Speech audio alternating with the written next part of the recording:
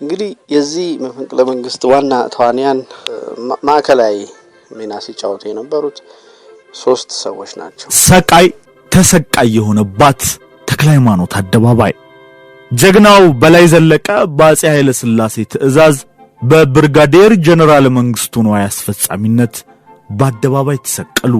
በወቅቱ ለጀግናው ደጃዝማች በላይ ዘለቀ እንዲህም ተቀኝቶላቸው ነበር።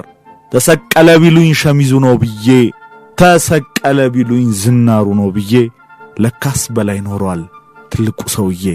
ታሪክ ራሱን ደገመና አሰቃይ ተሰቃይ የሆነበት የ1953ቱ የታሳሱ ግርግር ተከሰተ። ብርጋዴር ጀነራል መንግስቱ ነዋይና ገርማሜ ነዋይ የሀገሪቱን ከፍተኛ ባለስልጣናት እንደነ ራስ አበበ አረጋይ፣ መኮንን ሀብተወልድ የመሳሰሉትን ገደሉ።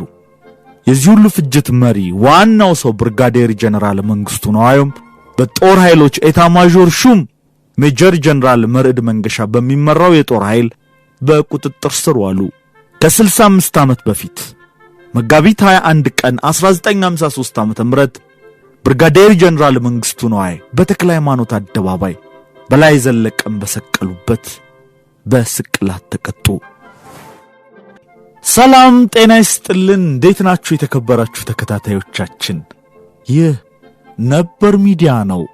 በነበር ሚዲያ ለዛሬያችን ፋይዳ ያላቸው ታሪኮችን እንጨዋወታለን። ለዛሬም በማን ነበር መሰናዶ ብርጋዴር ጀነራል መንግስቱ ነዋይን እናነሳለን።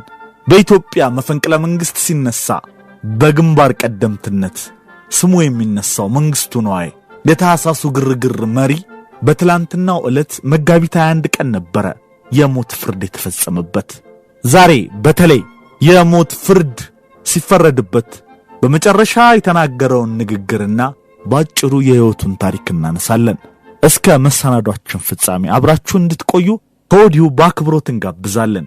ለቻናላችን አዲስ የሆናችሁ ቤተሰብ እንድትሆኑና ቻናላችንን ላይክ፣ ሼር፣ ሰብስክራይብ እንድታደርጉ በአክብሮት እንጠይቃለን። መልካም ጊዜ።